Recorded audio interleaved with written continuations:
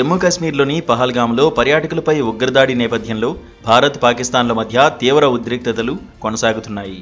ఉగ్రదాడిని ఖండిస్తూ ఇప్పటికే అమెరికా సహా ప్రపంచ దేశాలు భారత్కు తమ మద్దతును ప్రకటించాయి. ఈ క్రమంలోనే తాజాగా అమెరికా కీలక ప్రకటన చేసింది.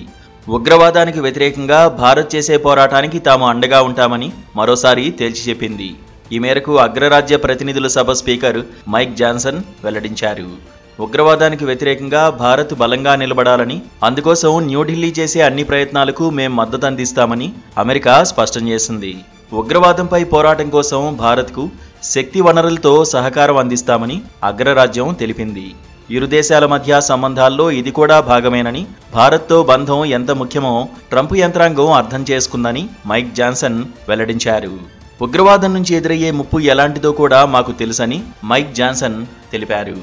ఈ విషయంలో గతంలోనూ అగ్రరాజ్యం భారత్కు మద్దతుగా నిలిచిందని గుర్తు చేశారు.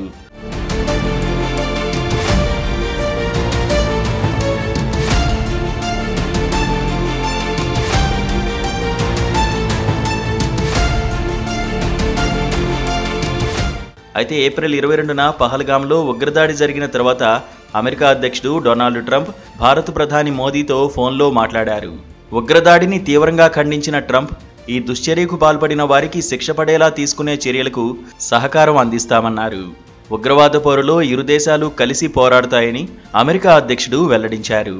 మరోవైపు పహల్గామ్ దాడికి పాల్పడిన వారిని కలలో కూడా ఊహించని విధంగా శిక్షిస్తామని ఇప్పటికే ప్రధాని మోదీ హెచ్చరించారు. ఈ క్రమంలోనే ఆ దిశగా కేంద్రం కీలక నిర్ణయాలకు సిద్ధమవుతున్నట్లు సంకేతాలు కనిపిస్తున్నాయి. అన్ని రాష్ట్రాల్లో యుద్ధ అప్రమత్తతకు కేంద్రం పిలుపునివ్వడం దీనికి బలాన్ని చేకూరుస్తోంది. గగనతల దాడుల గురించి హెచ్చరించే సైరన్ల వ్యవస్థ పనిచేసేలా చూడాలని, ఇతరత్రా స్వీయ రక్షణపై ప్రజలకు అవగాహన కల్పించాలని కేంద్ర హోంశాఖ సోమవారం అన్ని రాష్ట్రాలను, కేంద్రపాలిత ప్రాంతాలను ఆదేశించింది.